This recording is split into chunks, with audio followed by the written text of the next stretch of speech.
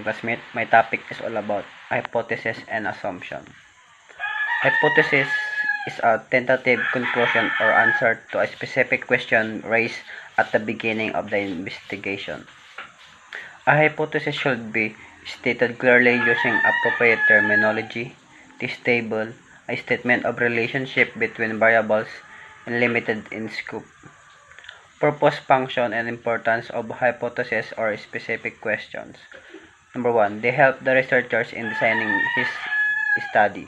Number 2, they serve as basis for determining assumptions.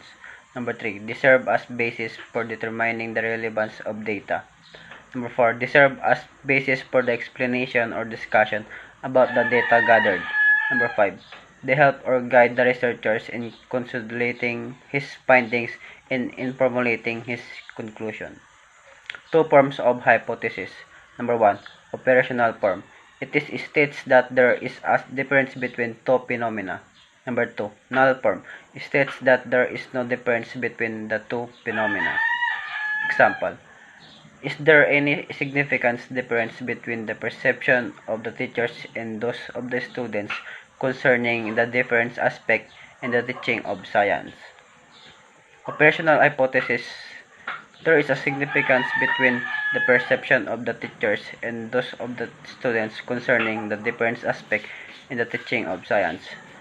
Null hypothesis. There is no significance difference between the perception of the teachers and those of the students concerning the different aspect in the teaching of science.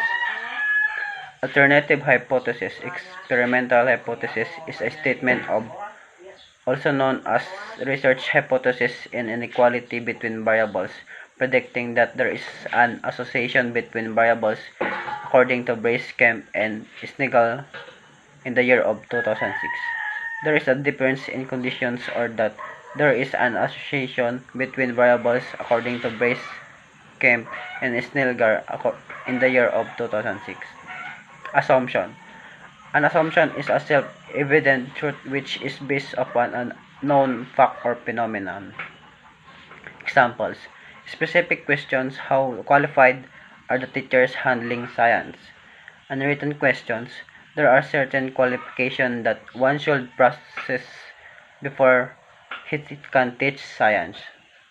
Number 3, specific question: how adequate are the facilities that a school should acquire before it can offer science? Implicit assumption: there are certain required facilities that a school should acquire before it can offer science as a subject. Number 3, specific question: how effective are the methods used in the teaching of science? Implicit assumption: there are certain methods that are effective in the teaching of science. Guidelines in use of basic assumption. Number 1, you cannot assume the value of your study. Number 2, you cannot assume the reliability of the instrument you propose to use in your research. Number 3, you cannot assume the validity of basic data. Number 4, you cannot assume that your population is typical. Number 5, an assumption is not tested, neither it is defined nor argued. Insight. A hypothesis enables researchers not only to discover a relationship between variables, but also to predict a relationship based on theoretical guidelines and or empirical evidence. Developing a hypothesis requires a comprehensive understanding of the research output and the exhaustive review of previous literature. A researcher trying to discover the relationship between two variables must believe that the relationship between the two variables exists and can be discovered. This belief called research assumption. Thank you.